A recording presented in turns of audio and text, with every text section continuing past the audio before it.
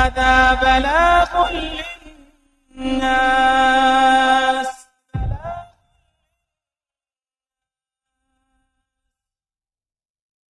إن الحمد لله نحمده ونستعينه ونستغفره ونعوذ بالله من شرور أنفسنا ومن سيئات أعمالنا من يهده الله فلا مضل له ومن يضلل فلا هادي له أشهد أن لا إله إلا الله وحده لا شريك له أشهد أن محمدا عبده ورسوله لا نبي بعده.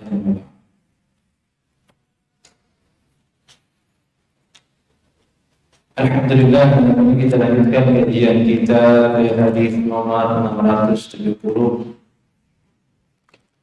Babun babu fi nafaqatil mar'ati min baiti zawjiha. Bab pembahasan tentang infak dari seorang perempuan yang diambil dari rumah suaminya. Jadi ini bahasan masih terkait dengan zakat, masih terkait dengan sedekah dan infak. Bahasanya sekarang kasus bagaimana seorang perempuan memberikan infak kepada orang yang berhak, namun infak tersebut berasal dari harta yang ada di dalam rumah suami. قال حدثنا هناد قال حدثنا إسماعيل بن عياش قال حدثنا شرحبيل بن مسلم الخولاني عن أبي أمامة الباهلي قال سمعت رسول الله صلى الله عليه وسلم في خطبته عن حجة الوداع يقول لا تنفق امرأة شيئا من بيت زوجها إلا بإذن زوجها قيل يا رسول الله الطعام قال ذاك مالها. Ini hadis yang pertama yang disebutkan oleh Imam At-Tirmidzi rahimahullah taala dalam bab ini. Di sini totalnya ada 3 hadis. Hadis yang pertama ini berasal dari Abu Umamah Al-Bahili radhiyallahu taala anhu. Dia berkata, "Sami'tu Rasulullah sallallahu alaihi wasallam yaqul." Sami'tu Rasulullah sallallahu alaihi wasallam fi khutbatihi an hajjatil. Aku pernah mendengar Rasulullah sallallahu alaihi wasallam bersabda yang dari khutbahnya ketika haji wada. Pada tahun Nabi berhaji wada di tahun tersebut, isi khutbah Nabi sallallahu alaihi wasallam antaranya la tunfiqu imra'atun syai'an min baiti zawjiha illa bi idzni zawjiha. Janganlah seorang perempuan memberi infak atau berinfak bersedekah syai'an, apapun itu, sedikit pun jangan, min baiti zawjiha, dari rumah suaminya, dari harta suaminya, dari barang-barang yang dimiliki oleh suaminya. Ini hadis ini sangat jelas menunjukkan larangan perempuan memberikan infak apapun bentuknya dari rumah suaminya. Illa bi'izni zawjiha, kecuali dengan izin dari suaminya. Kecuali izin dari suaminya. Maka hadis yang pertama ini menunjukkan bahwasanya asal muasal harta suami itu tidak boleh diinfakkan oleh istri kecuali dengan izin dari suami. Dan ini sekaligus menjadi dalil bahwa apa yang dimiliki suami maka tidak otomatis menjadi milik istri. Karena sebagian orang, sebagian perempuan pemahamannya seperti itu. Harta suami, harta istri.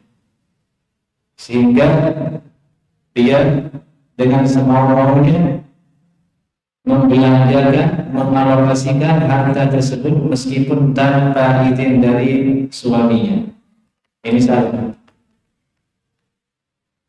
Oleh karena itu Nabi SAW melarang di sini untuk diinfakkan harta itu kecuali dengan izin dari suami, menunjukkan bahwasanya harta suami yang ada di rumah itu adalah murni milik suami, murni milik suami.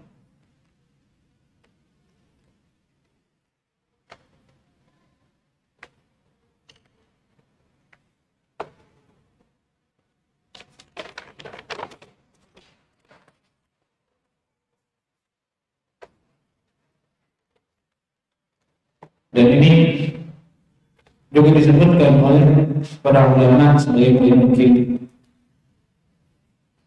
oleh Al-Mubarakfuri rahimahullah ta'ala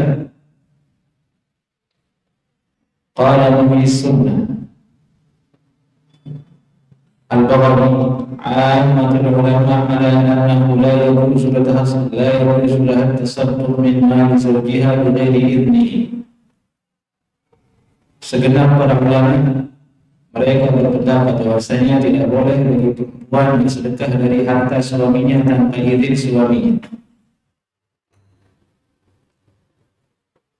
tanpa izin dari suaminya. Baik.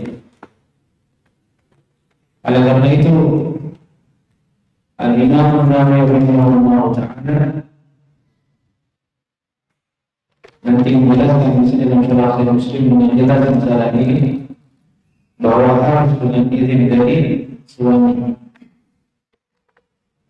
Kita lihat ini. Ya Rasulullah, berilah bertanya dari sahabat Nabi kepada Rasulullah setelah dia bersabda seperti itu,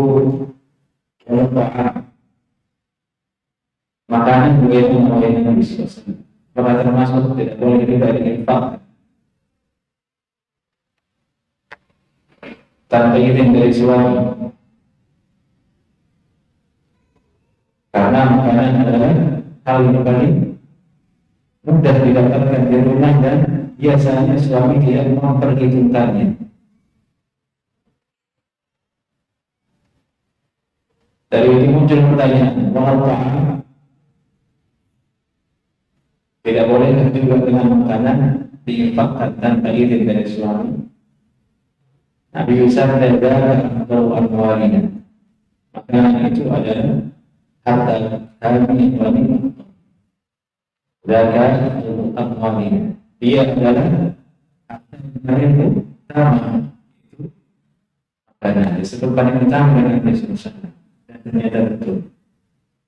Makanan itulah yang paling utama. Kalau tidak ada makanan, hukum kita tidak akan tegak, tidak bisa duduk, tidak bisa berdiri. Karena apa? Kalau orang lapar biasanya berbaring, menahan perutnya.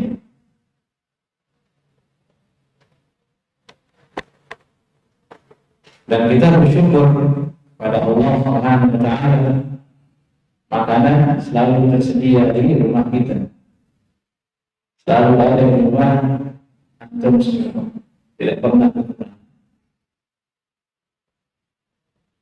Sampai-sampai kita tidak menyadari ternyata itu adalah harta yang paling utama.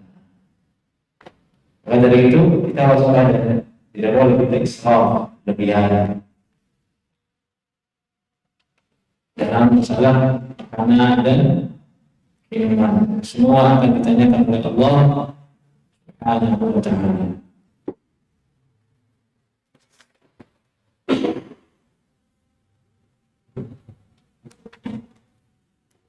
Jika makanan saja tidak boleh disedekahkan oleh seorang perempuan tanpa izin dari suaminya, apalagi yang lebih dari ini makanan seperti uang, terutama khususnya di hari ini, walaupun dia hanya 2.000 rupiah, harus dengan izin dari suami. Ini seharusnya terjadi oleh perempuan, biar tahu kewajiban. Tapi tidak apa-apa, nanti kamu bisa dengan istrinya, sudah tahu hati. Perempuan jika diberitahukan sunnah Nabi biasanya cepat dulu hatinya untuk mendengarkan anjuran Nabi Sallallahu Alaihi. Kemudian Imam At-Tirmidzi rahimahullah taala berkata fil bab an Sa'd bin Abi Waqqas. Dalam bab ini pembahasan tentang infak perempuan dari rumah istrinya, dari rumah suaminya. Ada hadis lain berasal dari Sa'd bin Abi Waqqas, Asma binti Abi Bakar radhiyallahu taala, dari Abdullah bin Amr, dari Aisyah radhiyallahu taala. Hadis yang berasal dari Aisyah radhiyallahu taala anha disebutkan di sini oleh Imam At-Tirmidzi rahimahullah. Dan hadis yang berasal dari Abu Hurairah radhiyallahu taala itu dikeluarkan oleh Imam Al-Bukhari rahimahullah taala. Maksudnya, "Idza anfaqatil mar'atu min kasbi zawjiha min amri, falaha nisfu ajri." Apabila seorang perempuan menafkahkan harta yang diperoleh dari usaha suaminya, ini berarti harta milik suami. Min ghairi amri, bukan berasal dari perintah si suami. Ini tiba-tiba dia ambil dompet suaminya, dia kasih uang 100.000 ke orang.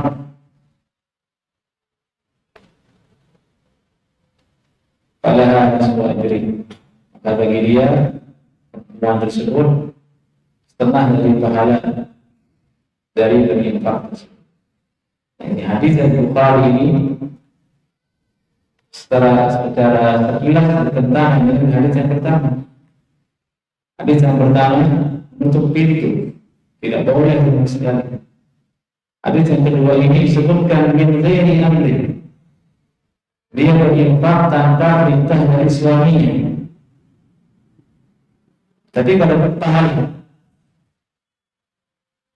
ulangi lagi, hadis yang pertama menutup pintu sama sekali dengan izin suami, walaupun hanya makan. Hadis yang dari Abu Hurairah yang dikeluarkan oleh Bukhari radhiyallahu taala menerangkan kalau perempuan berinfak dari rumah suaminya, dari hasil usaha suaminya, meskipun tanpa perintah dari suami, si istri dapat pahala. Nah, bagaimana mengkompromikan dua hadis ini sepintas nampaknya baik. Mudahnya begini.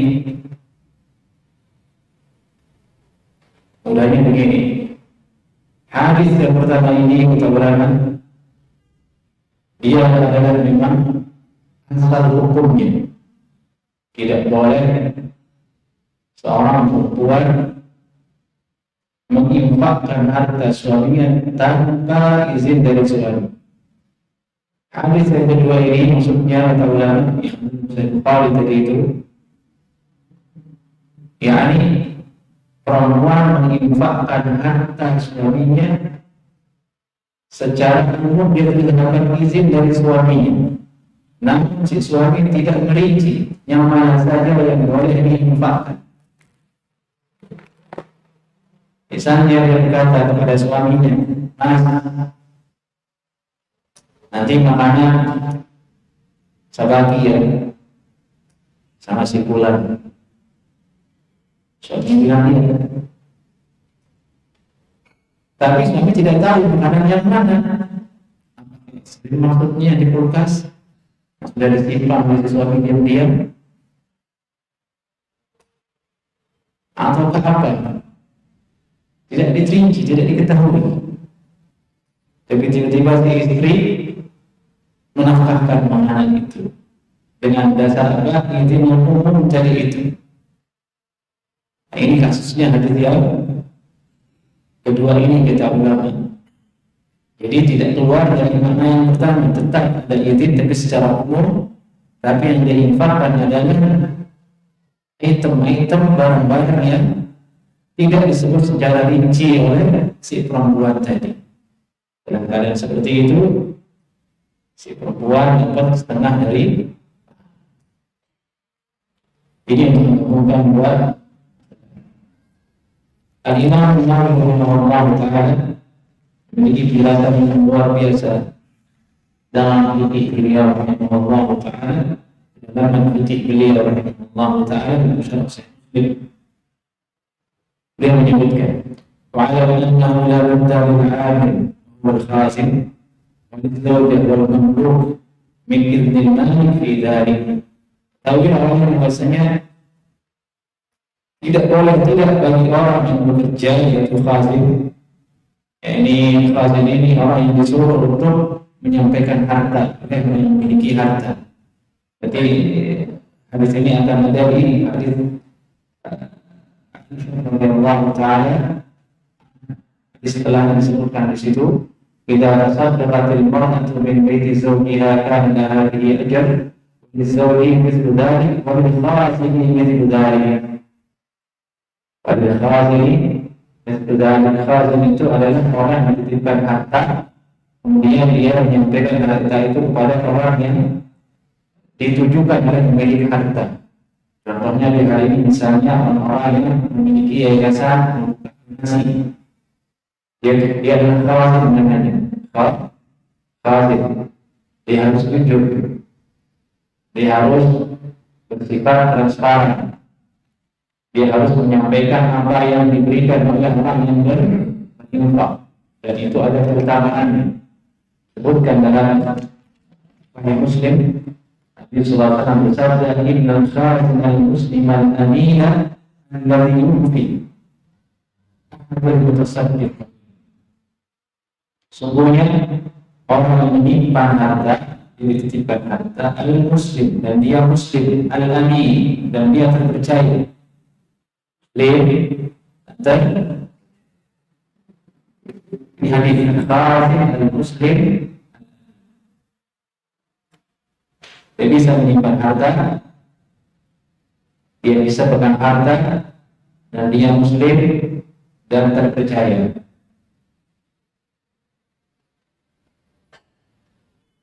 Ini zaman krisis al-amin ini, kepercayaan ini di tengah-tengah kita.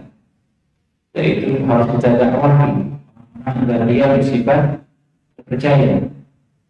Jangan sampai ada kesan yang terpercaya itu orang kafir, sehingga ada tentukan orang bilang mungkin sama itu dia nggak muslim tapi apa katanya aman. Na'udzubillah min. Memang terjadi fakta seperti itu. Oleh Nabi bersabda, "Innal khazin al-muslim", orang yang menampung harta, membawa harta, dan dia muslim dan ini terpercaya. Al-nati yufid, bentuk dia terpercaya itu dia betul-betul menyampaikan apa yang dititipkan kepada dia.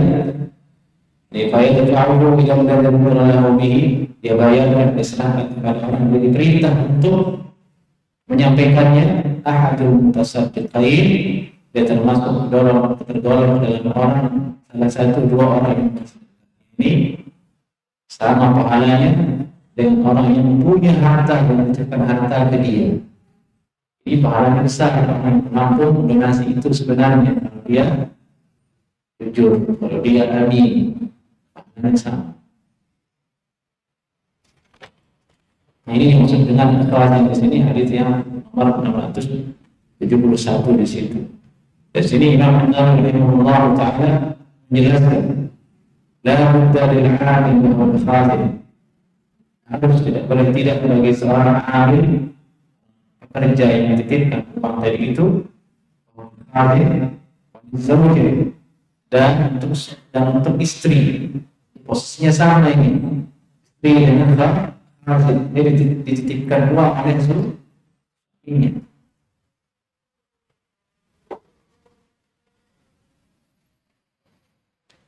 Wal mamluk, dan budak hamba sahaya min idznil malik fi dzalik, memiliki izin dari orang yang memiliki harta dalam masalah tersebut, yaitu berinfak. Fa inna yakun adina aslan, Fala najwa li ahadin min haula'i thalatha. Apabila mereka itu tidak mengizinkan, orang memiliki tidak mengizinkan, suaminya tidak mengizinkan, orang yang menitipkan harta tidak mengizinkan, maka tidak ada pahala bagi mereka. Bal alaihim wizrun, bahkan mereka mendapatkan dosa bitasarrufihim, dengan tingkah laku dia fi mali ghairihim bi ghairi idnihi, terhadap harta orang lain dengan tanpa izinnya. Nah, ini menjelaskan bahwasanya hadis yang pertama itu adalah bab pertama, asalnya harus dengan izin. Wal iznu dharrani, dan izin itu ada dua bentuknya. Ada dua bentuknya. Ahaduhuma al-iznu sharih bin nafaqati was-sadaqah. Izin secara sharih dalam nafkah dan sedekah. Izin suami memberikan izin secara jelas kepada istrinya, kamu nanti ini uang saya kasih 100.000, belikan anak kita susu.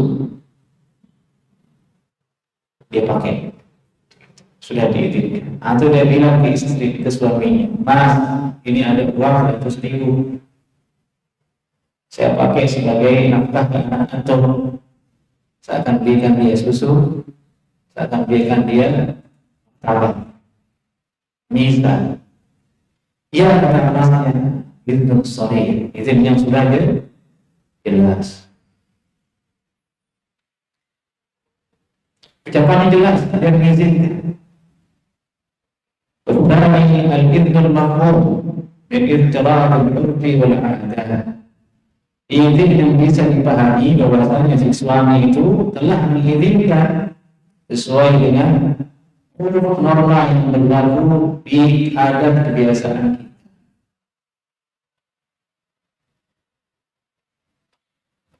Seperti misalnya kalau di daerah kita di sini Indonesia, tetangga minta garam. Nah, ini kalau di kampung kan begitu. Kalau di kampung kalau nggak ada garam itu biasa, kita ke tetangga, nggak ada garam, ya udah itu tetangga aja ngambil garam. Kalau di kota nggak ada, lagi masak nggak ada garam, stop dulu masaknya, harus ada ke warung dulu. Kalau di kampung tidak, di kampung itu sudah uruf, garam itu bisa diambil di tetangga. Dan seperti ini suami sudah tahu uruf. Tanpa lapor pun suami sudah tahu garam itu biasa diminta. Kalau di desa tidak ada masalah. Yang tidak boleh diminta itu di sawahnya.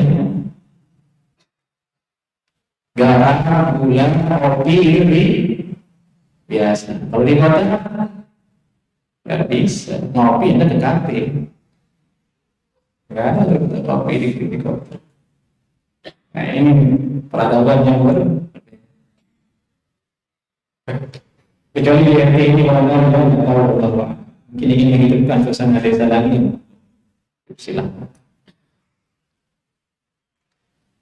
Yang seperti ini kata Imam Nawawi, seperti memberi kepada orang yang meminta hal-hal yang kecil, datang bis, biasa dikasih. Kalau ini berarti urufnya orang, jadi mengambil urufnya dia di zaman beliau itu.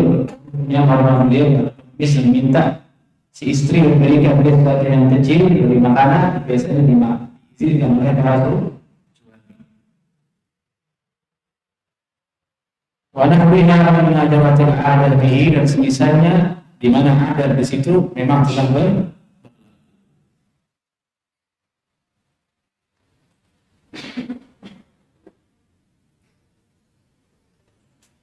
maka fa'idnuhu fi dzalika hasilun wa illam yatakallam.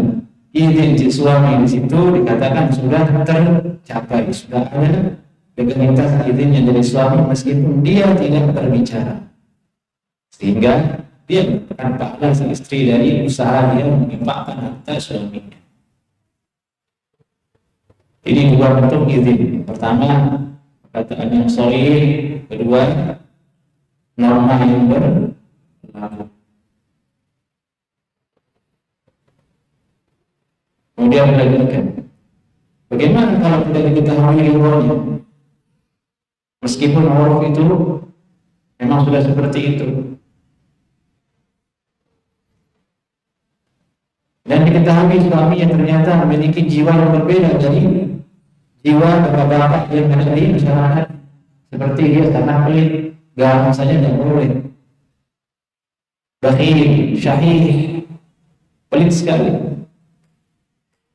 Yang jangankan makan garam saja tidak boleh, misalnya gula saja tidak boleh.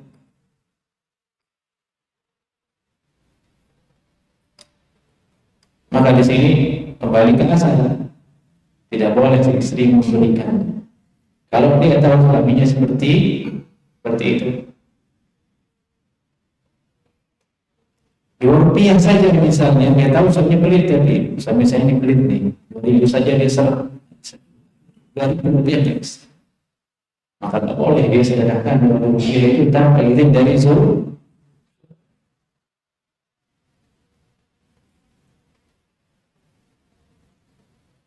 Atau intarah al-urf syakka fi ridha, atau norma yang berlaku di masyarakat tidak menentu, tidak ada standarnya,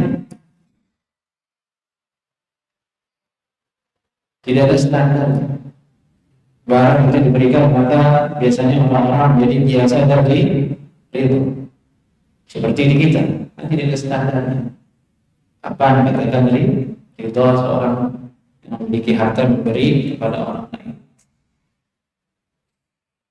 dan dia laku dengan watak suaminya. Dia tidak tahu persis ini suaminya ridha atau tidak. Maka sama dengan keadaan seperti ini, si istri tidak boleh memberikan infak tanpa izin dari suaminya.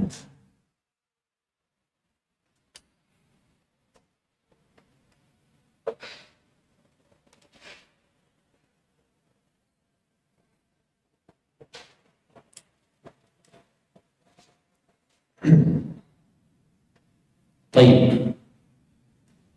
Ini kata Imam Nawawi rahimahullah taala dalam syarah Sahih Muslim menjelaskan sekali ini masalah izin yang terkait dengan suami dalam memberikan infak. Kita lihat hadis yang tadi yang kedua. Qala hadatsana Muhammad bin Musanna, qala hadatsana Muhammad bin Ja'far, hadatsana Syu'bah bin Murrah. قال سمعت أبا وائل يحدث عن عائشة عن النبي صلى الله عليه وسلم أنه قال إذا تصدقت المرأة من بيت زوجها كان لها به أجر. Nabi sallallahu alaihi wasallam bersabda, apabila seorang perempuan bersedekah dari harta suaminya, kana laha bihi ajrun, bagi dia adalah pahala dengan sedekah tersebut. Walizawji mithlu dzalik, dan suami juga demikian. Suami juga demikian. Artinya hadis ini menganjurkan kita untuk saling tolong menolong dalam kebaikan dengan istri kita.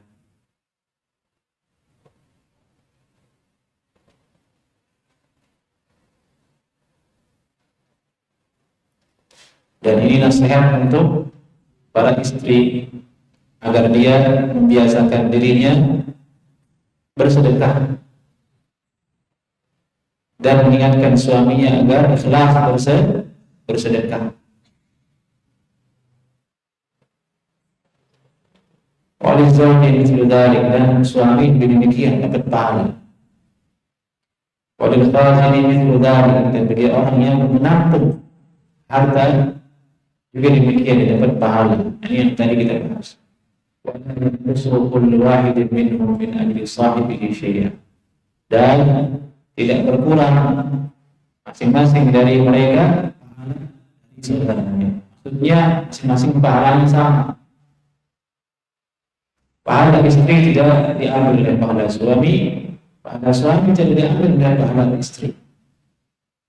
Masing-masing ada pahalanya. Suami yang punya harta punya, istri yang punya andil di situ menafkahkan harta suaminya dengan Allah juga dapat.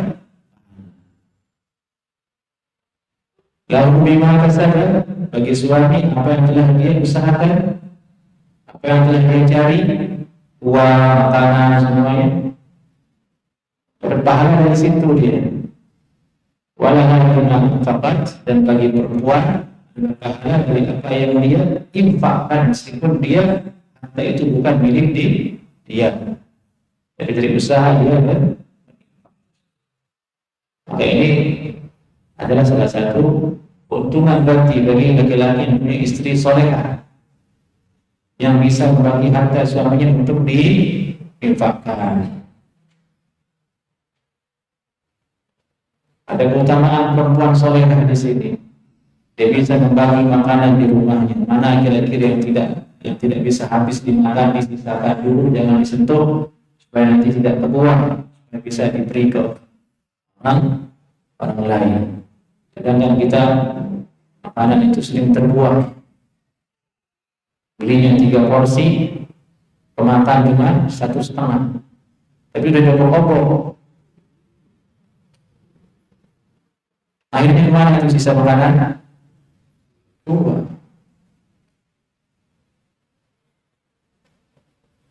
Bazir. Seandainya seorang istri pintar, dia permisikan dulu.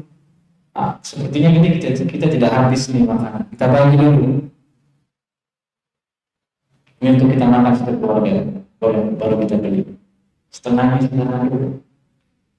Jangan sentuh. Siapa tahu tidak habis, bisa kita berikan ke orang.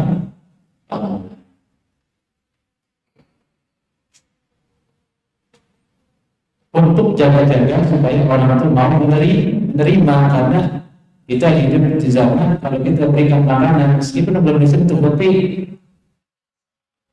sudah di unboxing begitu, dia tidak terima, nggak mau, dia dianggap itu sisa.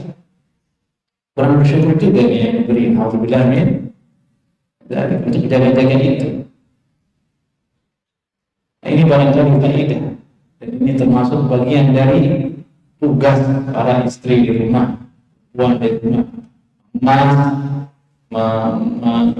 bagi-bagi harta suaminya supaya bermanfaat untuk keluarganya dan untuk orang lain.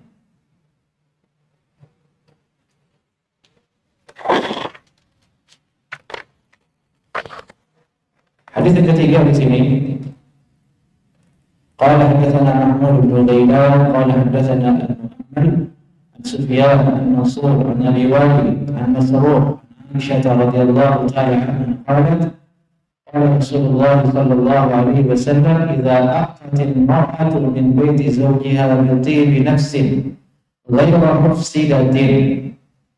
Dari Aisyah radhiyallahu ta'ala anha, Nabi sallallahu alaihi wasallam bersabda, bila perempuan memberikan sesuatu dari harta suaminya binti binafsin dengan keikhlasan. Si istri juga ikut ikhlas di sini, meskipun bukan dia yang punya harta, itu harta suaminya, meskipun dituntut untuk ikhlas. Ghairu mufsidatin, dan tidak musrifah fit tasadduq. Yani tasadduq, yani musrifah fit tasadduq artinya tidak berlebihan dalam bersedekah. Bersedekah saja kita dilarang berlebihan, apalagi buang makanan secara berlebihan. Bayangkan, sedekah saja dilarang berlebihan. Ghairu mufsidah, apalagi yang bukan sedekah. Kita buang, kita hati-hati jemaah mengolah harta antum untuk cari dengan keringat antum sendiri yang telah dapatkan dengan usaha antum sendiri, akan ditanya oleh Allah Subhanahu wa Ta'ala.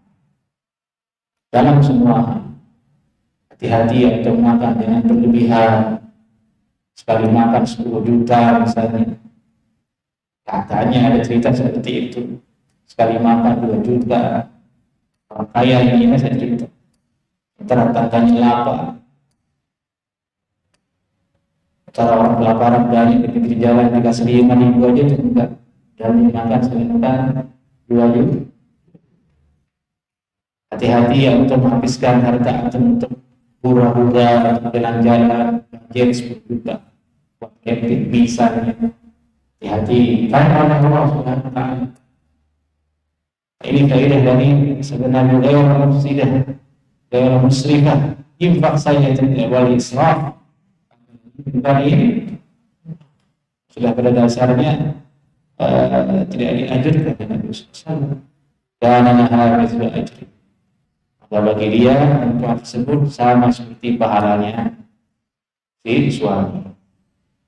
Lahan terkesan bagi perempuan itu apa yang dilihatkan dengan baik dari dia berusaha membagi harta suaminya, dan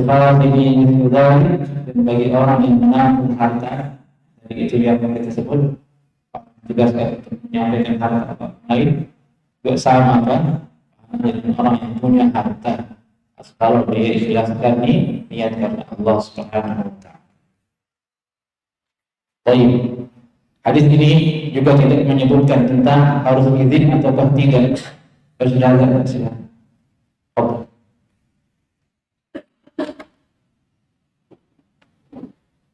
Hadis yang radhiyallahu ta'ala anha ini tidak disebutkan juga di dalamnya tentang izin. Tapi tentu maksudnya tidak lepas dari kaidah yang awal maksudnya izin. Berarti tidak disebutkan ini dalam hadis ini maksudnya telah diketahui izinnya, perempuan itu diizinkan oleh suaminya, dan itu dijelaskan oleh para ulama bahwa dulu mereka adatnya ahlul Hijaz ini orang-orang di Mekah dan sekitarnya. Para suami di situ mengizinkan istri-istrinya dan pembantu-pembantunya untuk menjamu tamu tanpa dia harus minta izin terlebih dahulu kepada suami. Tamu datang, kalau tamu datang dia berikan hak, meskipun suaminya tidak mengizinkan secara sahih, namun secara uruf telah diizinkan karena itu adalah adat normal yang berlaku di mereka. Yut'imun as-sa'il wal miskin wal jiran. Mereka berikan makan pada orang yang minta-minta, pada para tetangga. Ini ada mereka dari dia Mekah sekitar. Meskipun tanpa izin suaminya secara normal tapi mengizinkan untuk memberi kepada tetangga dan dari itu tidak disebutkan izin dalam hadis ini. Di sini ada faedah. Misalnya adat hasanah itu dan budaya-budaya yang baik di tempat kita itu, di negara kita, di desa kita, di kampung kita itu kita pelihara.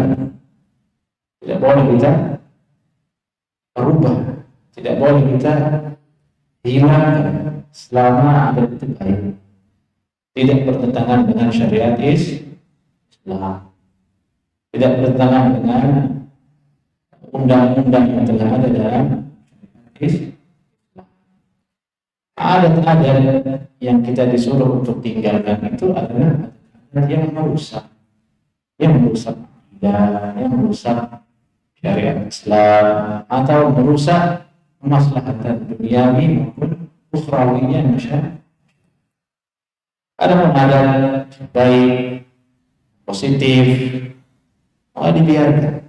Bagaimana contohnya dalam hadis ini, Nabi SAW justru menganjurkan perempuan-perempuan itu agar melakukan hal tersebut, yakni tanpa izin suaminya, tapi sudah jadi norma. Suami pasti ridho, tapi pasti izinlah dengan hal-hal yang pilih seperti itu, beri makan orang kelaparan, beri sedekah minta, itu sudah menjadi adat kebiasaan mereka. Maka disuruh Nabi SAW secara tidak langsung untuk dipelihara dengan menyebutkan ada keutamaan di dalamnya.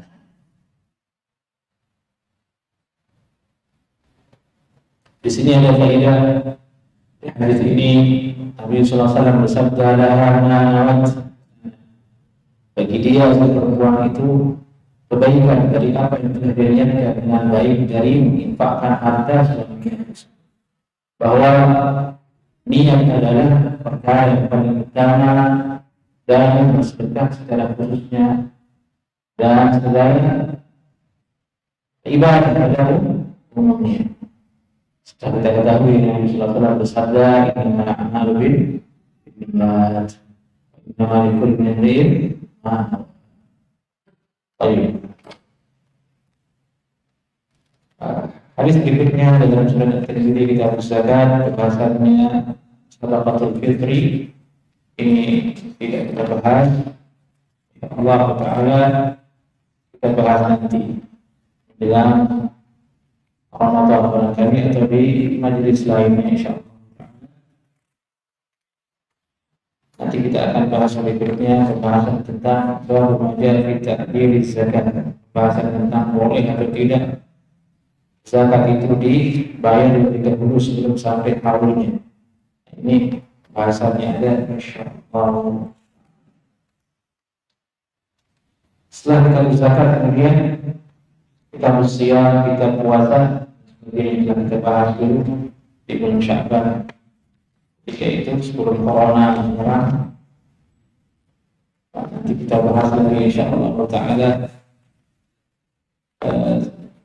bab puasa-puasa sunnah insyaallah ta'ala. Baik, sampai di sini kajian kita sudah manfaat. Ditanyakan yang ahli sini.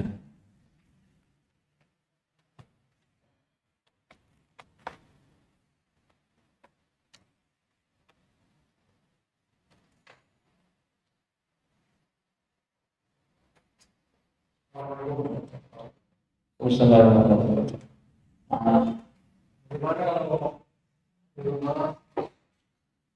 wabarakatuh. Suami yang kerja, istri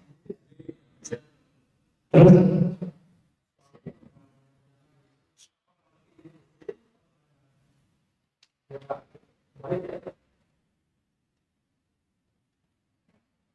baik. Maksudnya jenis suami sudah pensiun pada kali ini, tapi istrinya masih. Terus ditanyakan suami minta izin ke istri begitu untuk kembali gitu.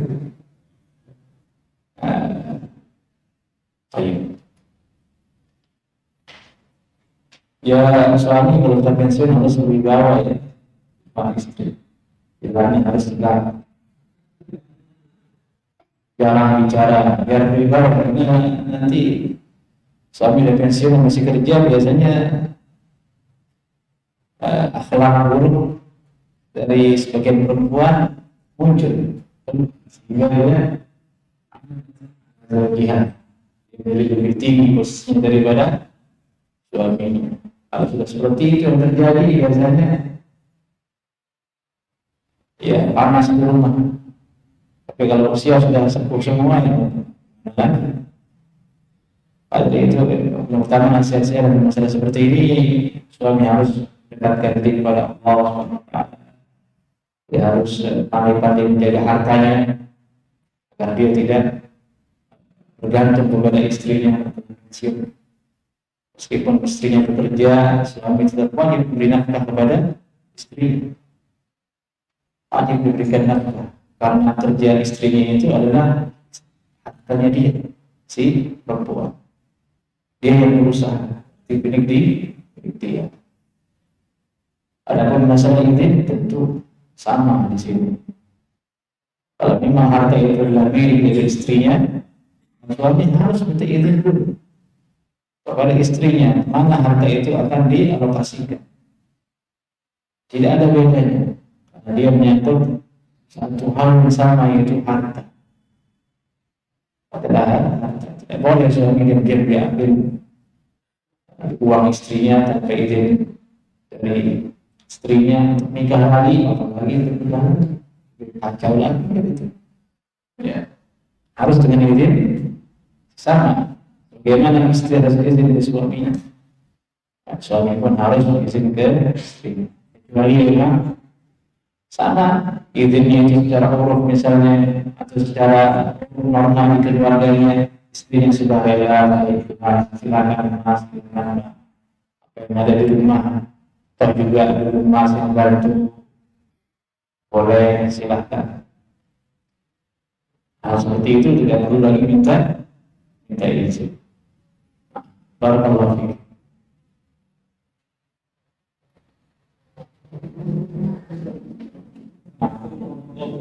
Assalamualaikum.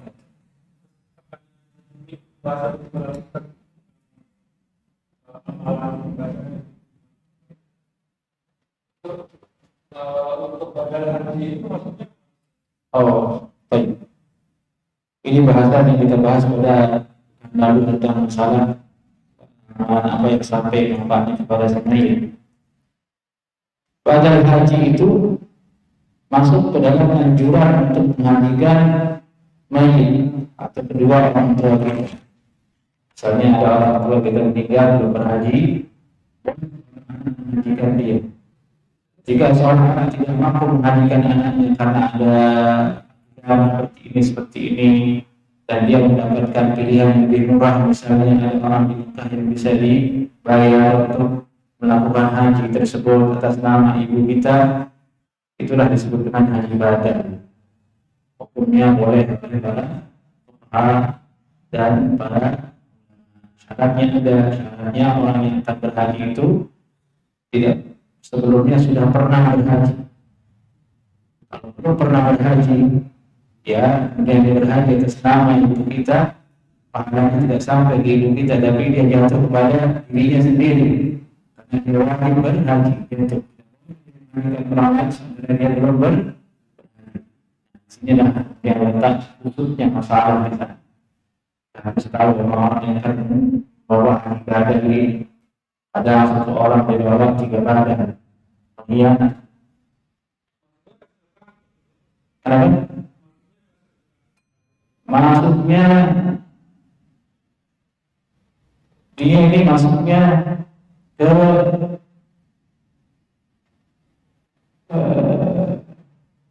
dia tidak masuk ke salah satu dari itu, tapi dia masuk ke hadis yang sudah jelas. Apapun jualan hal Rasulullah, apakah saya boleh berhaji dengan ini? Boleh. Boleh. Ada khilaf di situ dari yang saya dengar mensyaratkan harus dengan wasiat dari ibu. Saya wasiatkan anak saya kalau saya kemudian hajikan saya. Itu yang namanya boleh seperti itu. Allahu a'lam.